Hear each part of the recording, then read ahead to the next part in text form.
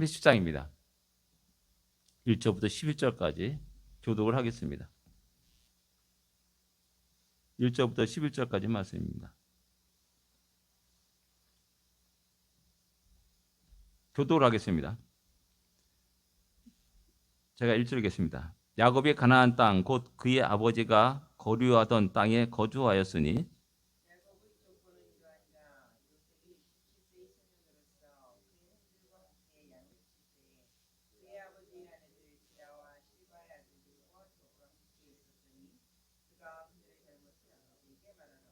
요셉은 노년에 얻은 아들이므로 이스라엘이 여러 아들들보다 그를 더 사랑하므로 그를 위하여 채색옷을 지었더니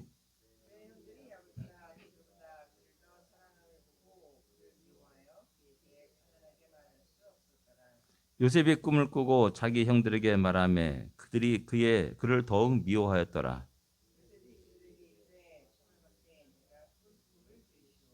우리가 밭에서 곡식단을 묶더니 내 단은 일어서고 당신들의 단은 내 단을 둘러서서 절하더이다.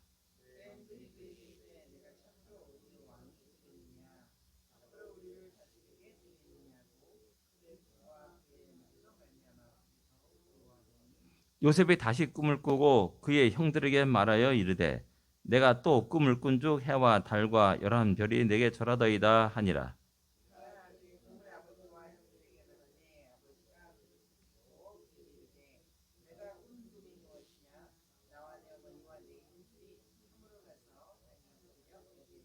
같이 읽겠습니다. 그의 형들은 시기하되 그의 아버지는 그 말을 간직해 두었더라. 아멘. 예, 아름다운 장면입니다. 봄, 여름, 가을, 겨울 장면입니다. 우린 겨울에 접어들었습니다. 혹독한 겨울이 기다리고 있습니다. 그러나 또 새로운 봄날을 또 기대하면서 그 모든 겨울을 잘 인내하고 또 기다릴 수 있기를 원합니다. 한번 질문을 보겠습니다. 요셉의 몇 살에 일어난 사건을 기록하고 있습니까? 그때 야곱과 이삭은 몇 살이었습니까? 37장 2절에 보면은 몇 살에 일어난 사건입니까? 네, 17세라고 기록하고 있습니다. 17세. 몇 학년입니까? 이제 우리 한국에서 고등학교 3학년, 2학년, 3학년 그때입니다. 참 건장하고 그럴 때입니다. 물불을 가지 않고 두려움 없을 때, 그때라고 할 수가 있습니다. 예. 이때 야곱과 이삭은 몇 살이었습니까? 예. 요셉은 무엇을 하며 지냈습니까? 형제들과 함께 양을 쳤다라고 말하고 있고, 비라와 실바의 아들들의 허물을 아버지께 고하였다라고 이렇게 말씀합니다. 예. 예. 종들의 아들입니다. 그죠? 그 아들의 허물들을 살아가면서 허물들이 많겠죠. 잘못된 것도 많을 테고 그런 것들을 이렇게 다 고하는 그런 모습을 보여줍니다. 좋게 말하면 뭡니까? 정의롭다라고 말할 수가 있습니다. 근데 나쁘게 말하면 이제 알아서 생각하시고 이런 모든 모습들은 아직까지 인격적으로 성숙하지 못한 모습을 우리에게 보여주고 있다는 사실입니다. 그 다음에 이때 야곱의 나이는 108세라 이렇게 말할 수가 있습니다. 왜냐하면 요셉과 야곱의 나이 차가 91세이기 때문에 그렇습니다. 그리고 이때 이삭은 168세입니다. 60세 이제 차이가 나니까는 아직 생존해 있을 때입니다. 그러니까 가만히 보게 되면은 성경에 보면은 야곱이 멀리 떨어져 있고 이게 헤어져 있고 그래가지고 요셉과 이삭과는 아무 관계가 없다 생각하는데 성경을 보면은 아니에요. 3대가 같이 있었던 시절이 최소한 5년 이상이 돼 있다는 겁니다. 그러니까 할아버지의 그 신앙생활의 모습들, 그런 모습들을 요셉이 보고 자라는 겁니다. 또 다른 아들들도 역시 다 똑같이 보고 자라는 겁니다. 아브라함과 또 역시 마찬가지로 여기 야곱도 마찬가지예요. 손자 관계잖아요. 아브라함과 손자. 역시 아브라함이 생존해 있을 때 야곱이 또 역시 있었다라는 겁니다. 175세 떠나셨으니까는 그때 이삭의 나이가 75세입니다.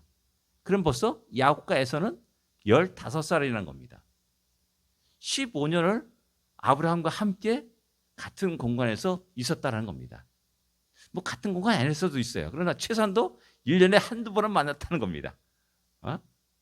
절기 때 만날 수가 있고 그런 겁니다. 일단 성경 보니까는 이 할아버지 역할이 굉장히 중요하다라고 생각됩니다.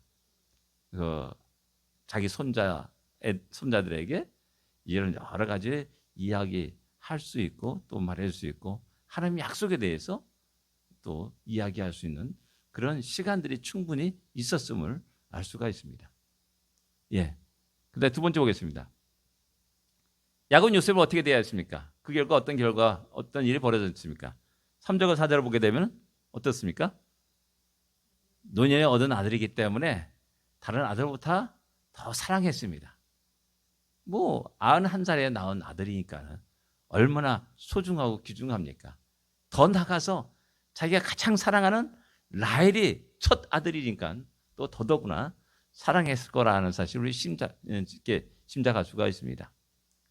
이 깊은 사랑, 더한 사랑은 어떤 결과를 갖게 됩니까? 채색 옷을 입히게 됩니다. 이 채색 옷을 입힌다는 이 의미는 그 당시에 대부분이 이제 편애를 말하는 것이고 또 더 나가서 어떤 후계자로 인정하는 그런 것일 수가 있습니다. 왜냐?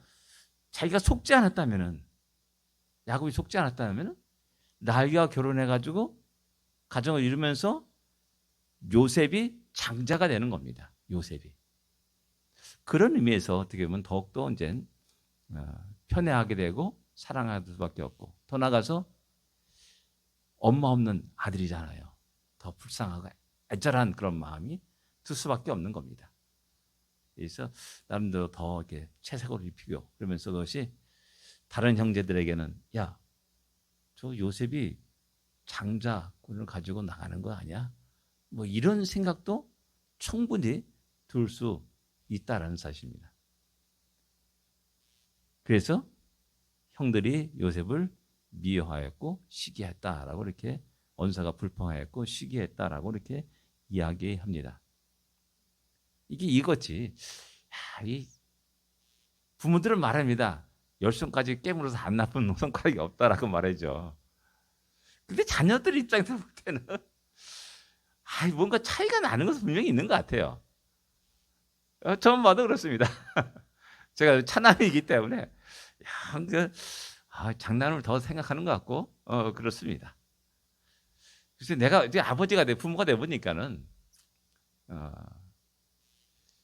예, 아들 이게 뭔가 이게 더 이렇게 첫 자식이다 보니까는 이렇게 마음이 더 쓰이는 것은 사실이에요. 둘째는 어떻게 자랐는지도 모를 정도로 기억이 없어. 그리고 둘째는 사진이 없어. 지원이는 사진이 없어. 어렸을 때, 애기였을 때 사진이 없어. 첫 애기는 열심히 사진 찍어줬다고요. 근데 둘째는 사진이 없어. 그러다 보니 제가 내가 차남인데 그런 서론을 받았는데 보니까 딸이 좀 안타까운 것 같아요. 제가 마음이. 그래도 더 이게 신경 쓰고 늘 또 재울 때 제가 이렇게 재워주고 그랬더니까 이제 아들이 아버지는 지원이를 더 좋아하고 엄마는 자기를 더 좋아한다 이렇게 또 생각하더라고요. 예. 그래서 중요한 것은 이거라는 것들이 이렇게 표면적으로 드러날 때 상당히 많은 문제를 가져온다라는 겁니다. 세 번째 한번 보겠습니다. 요셉의 첫 번째 꿈의 내용은 무엇입니까?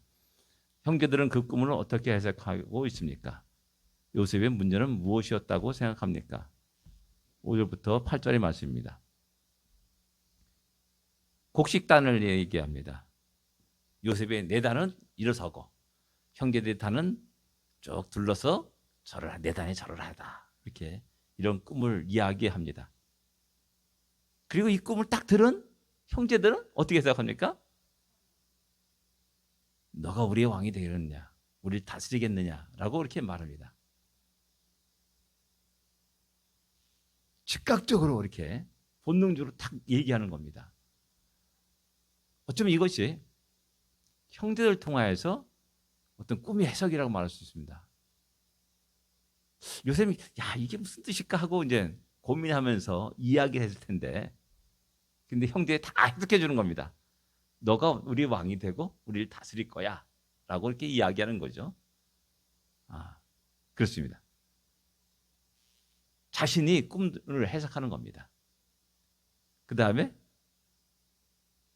요셉은 그 형들의 해석을 통해서 하나님의 뜻과 하나님의 의지를 알 수가 있게 되는 것이죠. 이런 비슷한 내용이 이제 기드온에서도 나타납니다. 그죠? 올라갔더니 자기들이 꿈 얘기를 막 하는 겁니다. 그리고 자기들이 해석을 해요. 그리고 그 해석을 듣고 치러 올라가는 겁니다. 그러니까 우리가 이제 꿈을 꿨지 않습니까? 그 꿈을 한번 얘기해 보세요. 그럼 이제 사람들이 막 얘기할 겁니다. 어쩌면 그런 해석도 우리에게 또 하나님 우리에게 또 말씀하신 것이라 또 이렇게 생각할 수도 있습니다. 꿈의 해석이라는 어떤 사람이 책을 썼습니다. 그런 해석도 있고 또한 하나님 우리에게 말씀하시고자 하는 그 무엇이 있기 때문에 이렇게 꿈을 통해서 말씀하신 것일 수도 있습니다.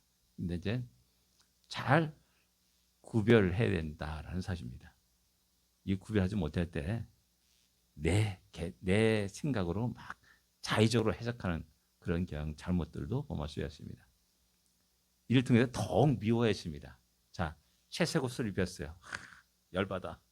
그 다음에 또 꿈 얘기를 해요. 더 열받아. 막 이렇게 되는 겁니다. 이게 나는 막 좋아하는데, 근데 다른 형제들은 더욱더 마음에 쓰린 그런 것들을 볼 수가 있다는 겁니다. 그런 면에서 우리 자신들이 어떤 너무나 기뻐하고 좋아하는 것도 약간 다른 사람들을 배려하면서 한번 생각해 볼 필요가 있습니다. 네. 요셉은 형들이 시기하는 것을 알았을까요? 글쎄요. 어쩌면은 왜 형들이 나를 미워할까? 뭐 이런 거는 느낄 수 있겠죠. 근데 이제 그 원인이 무엇인가는 모르는 겁니다. 순수하게 이제 아무 순진무구하게 막 대하고 그랬는데 자꾸만 그 모든 것들 환경들이 점점 요셉을 갖다가 왕따시키는 형태로 나타나게 되는 것이죠. 예. 어떻게 보면은 왕따당한 자신의 모습을 보면서 어쩌면 그 무리 속에 나도 형제야, 나도 당신들이 아우야, 뭐 이렇게 말하고 싶고 또 다가가려고 하고 수 있습니다. 어쩌면 아직 현실을 모르는 요셉일 수도 있습니다. 근데 또 한편으로 보면은 약간 이런 꿈을 꾸게 되면은 이것도 이야기하게 되면은 저놈 저 이상한데 뭐 이런 식으로 또 형들이 또 받아들일 수 있다는 그 사실을 아무것도 모르는 겁니다. 예, 두 번째 보겠습니다. 두 번째 꿈의 내용은 무엇입니까? 그 꿈을 듣고 각 사람은 어떤 반응을 보였습니까? 9절부터 10절에 쭉 보게 되면 해와 달과 11별이 요셉에게 절한다라고 이렇게 이야기합니다. 또 꿈을 꿨어요. 너무 좋은 꿈 같아. 막 나가서 신나서 형들이 하세요. 11별이 절하고 말이야. 해와 달도 별하고 절하고 야 기분 좋더라 뭐 이러면서 이야기했을 겁니다. 또 역시 마찬가지 이것 때문에 야곱은 요셉을 꾸짖습니다.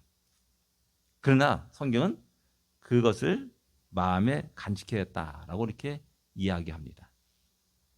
그러니까 제가 계속 두 번씩이나 똑같은 비슷한 꿈을 꾸는 그런 것들을 가슴에 마음에 두고 있는 겁니다.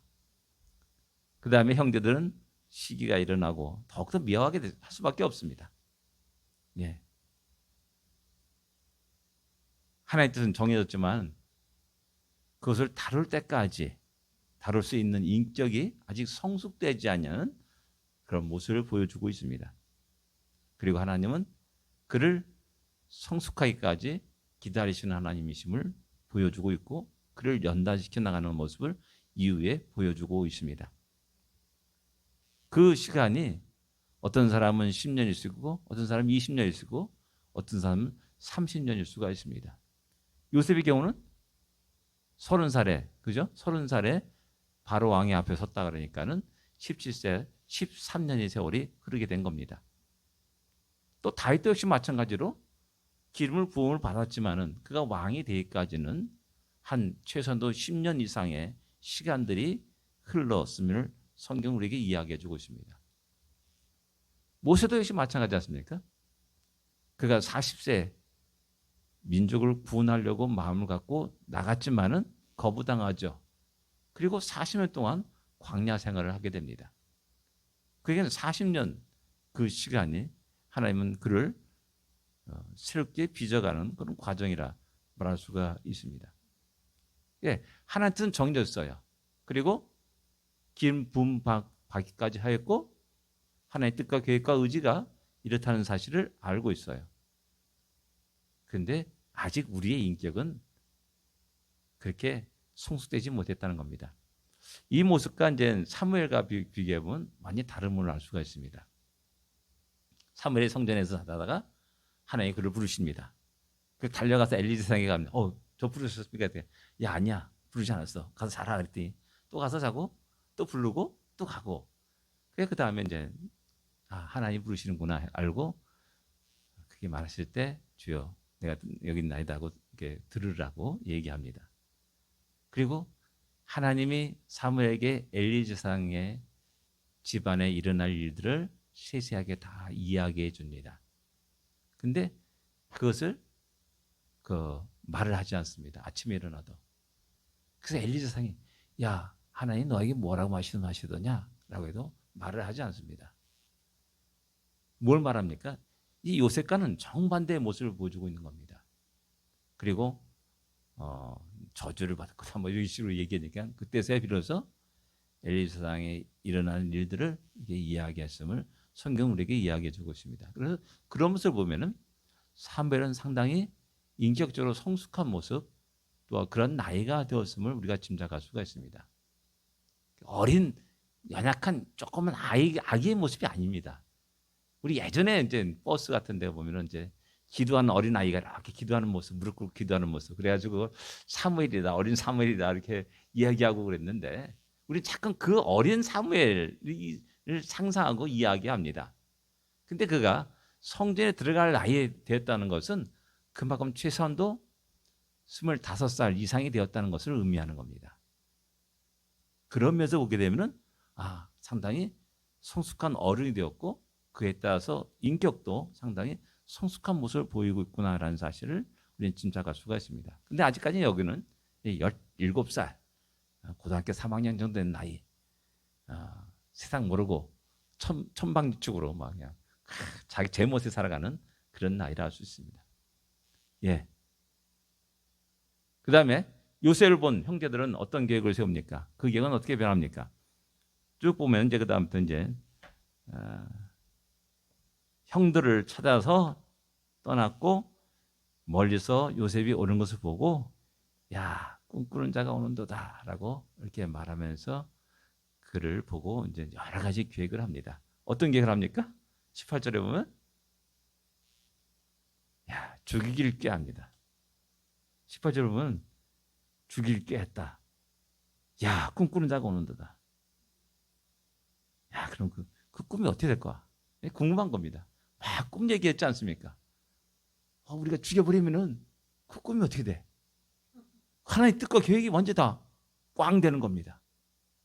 근데 이런 계획이 살짝 변화가 일어납니다. 누구에 의해서? 루벤에 의해서. 야, 그래도 생명은 해치지 말자 라고 말합니다. 그래서 생명은 살게 되죠. 생명 보존하게 되고 또 루벤은 잠깐 갔다가 형제들 없을 때 끄집어내가지고 아버지에게 돌려보내려고 자기 나름대로의 계획을 갖고 있었습니다. 그러다 보니까 또 어떻게 돼요? 20절에 보면 이스마엘 사람들에게 팔아넘깁니다. 유다가 제안하는 겁니다. 이스마엘 사람들에게 야, 우리 요셉 팔아넘기자. 우리 손으로 피를 흘려 뭐 소용이 있겠느냐, 유익이 있겠느냐. 팔 것을 제안합니다. 계획이 조금씩 변해가면서 하나님의 뜻이 진짜 풍전등화 같은 그런 위기 상황 속에서 보호되고 보존되고 나가는 것들을 보게 됩니다. 그래서 결국 이스마엘 사람들에게 팔려가지고 어떻게 됩니까? 이제 그 다음에 이제 죽었다. 이제 아버지를 속이는 그런 일이 발생하게 됩니다. 10명의 자식들이 어떻게 17살부터 39살까지 했으니까 몇 살입니까? 22년까지 21년을 갖다가 아버지를 10명의 아들이 떨떨떨 뭉쳐가지고 완벽하게 속여 넘겼다라는 사실입니다. 참 이것을 보게 되면은 그대로 내가 행한 대로 그대로 받는 것을 보게 됩니다. 참 무서워요. 어떻게 보면은 아버지 이삭을 멋지게 속였죠. 그리고 또 역시 그는 자식들에 의해서 멋지게 속아 넘어갑니다. 이게 하나님은 그대로 보고 계시고 또 그래서 그대로 갚아주시는 하나님이심을 또 보게 됩니다.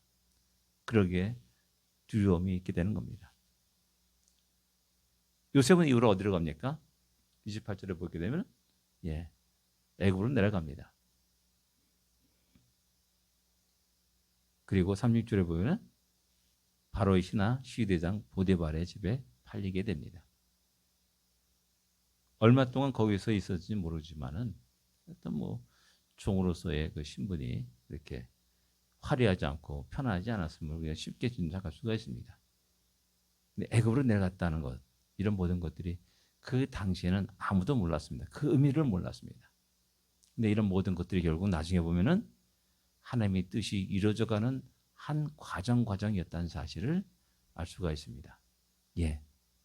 창세기 3장 15장 33절에 아브라함에게 하신 말씀을 이루기 위해서 요셉을 사용하시는 하나님을 발견하게 됩니다. 그런데 또 문제는 뭐냐 하면은 요셉 입장에서 보면은 도대체 이해할 수가 없는 겁니다. 내가 왜 이런 고난을 받아야 되는가? 내가 무슨 잘못이 있는가? 내가 이 많은 큰 어려움을 당할 어떤 큰 죄를 졌는가? 그것도 아니에요. 근데 계속해서 꼬여서 결국 팔려가고 또 수많은 고난을 겪게 되는 것이죠. 이해할 수가 없습니다. 그리고 자신은 그 상황을 변화시킬 수 있는 조그만 힘도 능력도 없었습니다. 그냥 같이 함께 내려가는 겁니다. 엄청난 고생과 눈물과 탄식이 있을 수밖에 없습니다. Why? 왜 내게 이런 일이 있는가? 라면서 어떤 분노도 일어날 것이고 또 복수심도 일어날 겁니다. 이런 모든 것들이 이제 요셉에게 쾅 닥친 일이라 할 수가 있습니다. 한번 생각해 봅시다. 나로 인해 다른 사람이 고통을 당한 일을 생각해 본 적 있습니까? 저는 이런 경험이 좀 있습니다. 이런 데 있을 때 이제 제가 진짜 열심히 일했습니다. 목표지향적인 삶을 철저히 살았습니다. 그리고 그 성과도 모두가 다 인정받을 정도로 성과를 이루었습니다. 그냥 나하고 같이 일했던 한 형제가 연말에 이제 막년회 하지 않습니까? 그래서 여러 가지 이제 서로 이야기 나누게 됩니다. 나한테 와가지고 하는 얘기가 형 때문에 내가 이 회사를 계속 다녀야 될까 말까 심각하게 고민하면서 기도했다라고 말하더라고요. 저는 깜짝 놀랐어요. 쇼크를 받은 겁니다. 나의 이런 행동 하나 때문에 내가 목표를 이루기 위한 그런 치열한 그런 열심을 때문에 오히려 다른 사람이 상처를 받고 힘들어하는구나 라는 사실을 깨닫게 되고, 결국 그 형제 때문에 나는 회사 생활에 맞지 않는다 하면서 이런들 나오게 된 그 계기가 되었던 겁니다. 예. 두 번째 한번 잊지 못할 꿈을 꾼 적이 있습니까? 그 꿈의 해석을 어떻게 합니까? 저는 꿈을 거의 안 꿔요. 거의 안 꿔요. 근데 아직도 잊지 못한 꿈이 있습니다. 꿈을 꾼 적이 있습니다. 그 꿈을 지금 생생하게 기억하고 있어요. 그것은 이제 테네시에 있을 때 일입니다. 흙탕물이 쫙 이렇게 흘러가는 겁니다. 근데 그 흙탕물이 점점 변해가지고 맑은 물로 변해요. 그리고 거기에 거대한 이만한 잉어 같은 거, 그 물고기들이 이렇게 쫙 있고, 내가 거기에 함께 이렇게 있는 그런 꿈을 꾼 겁니다.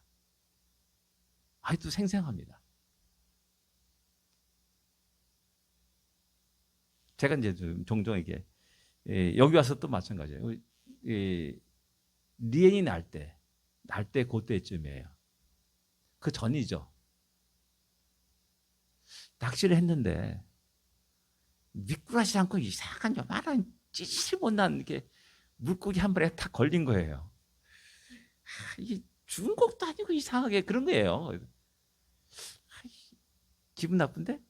그래서 그 놓고 그다음에 또 다른 곳에서 탁 낚았더니 와, 이만한 잉어 같은 게 턱 잡히는 거예요. 너무 기분 좋은 거예요. 근데 알고 봤더니 그때 이제 우리 며느리가 유산을 한 겁니다. 그리고 이제 얼마 있다 다시 그 리엔을 품에 안게 된 거예요. 나중에 이제 알고 이런 꿈이었나 하는 그런 생각도 한 적이 있습니다. 네. 테네시에서 그 꿈은 아직도 제 마음속에 간직하고 있습니다. 기억이 생생합니다. 네. 그 하나님 뜻이 이루어지기를 기도합니다. 또 그 꿈을 위해 준비할 것이 무엇인가? 그 다음에 어떤 상황이 우리의 의지에 상관없이 흘러갈 때 우리가 취할 수 있는 태도는 무엇인가? 대부분 이런 것들은 억울한 일을 당할 때 많습니다. 억울한 일을 당하고 모함을 받고 막 그래가지고 견디지 못하고 막 힘들어하고 그렇습니다. 우리의 의지와는 관계없이, 생각과는 관계없이 막 상황이 막 이상한 모습으로 나갑니다. 어떤 사람 자기가 어떤 사건의 목격자인데 자기가 가해자로 바뀌어가지고 그 많은 고생을 하는 그런 법정 그 내용도 이렇게 들을 수가 있습니다. 그럴 때 우리가 취할 수 있는 태도는 무엇인가? 이런 것들이 어쩌면 하나님이 우리를 빚어가시는 과정이고, 또 하나님이 우리를 통해서 우리는 지금은 이해할 수 없지만은 하나님 뜻이 이뤄가는 그런 과정임을 한번 새롭게 믿음의 눈으로 볼 수 있는 우리가 되기를 원합니다. 그럴 때 우리가 당하는 수많은 어려움과 환난들, 그 모든 것들이 의미가 있습니다. 그리고 내 자신을 그대로 맡길 수가 있습니다. 종종 그런 예가들 있지 않습니까? 여기서 이제 뉴올리안스를 이제 가게 되면은 미시피간을 타고 쭉 배를 타고 내려갑니다.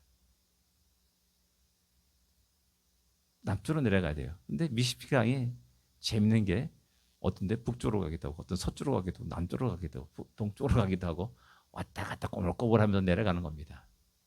우리들의 안목과 이생 어떤 지식을 가지고 판단합니다. 하나님 남쪽으로 내려가는데 왜 자꾸 북쪽으로 합니까? 라는 이런 생각을 할 때가 있고요.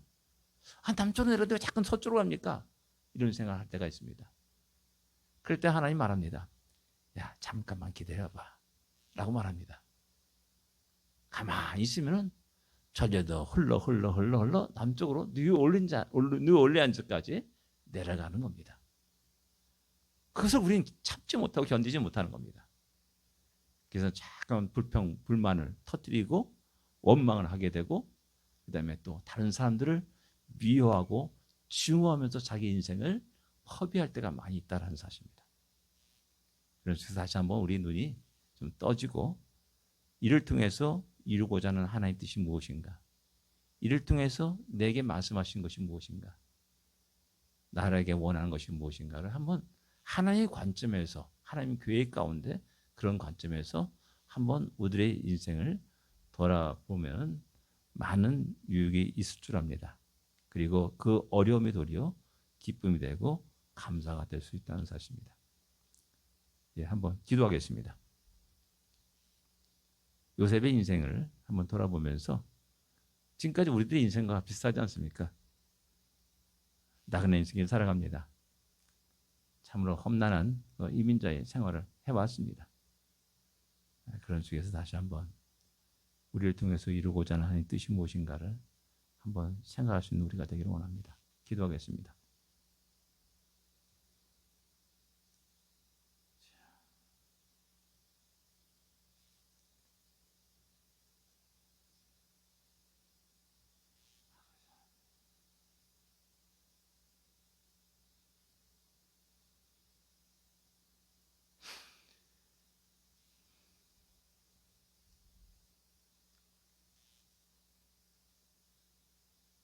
하나님, 우리가 인생에서 일어나는 많은 일들을 다 알지 못하고 이해하지 못할 때가 많이 있습니다.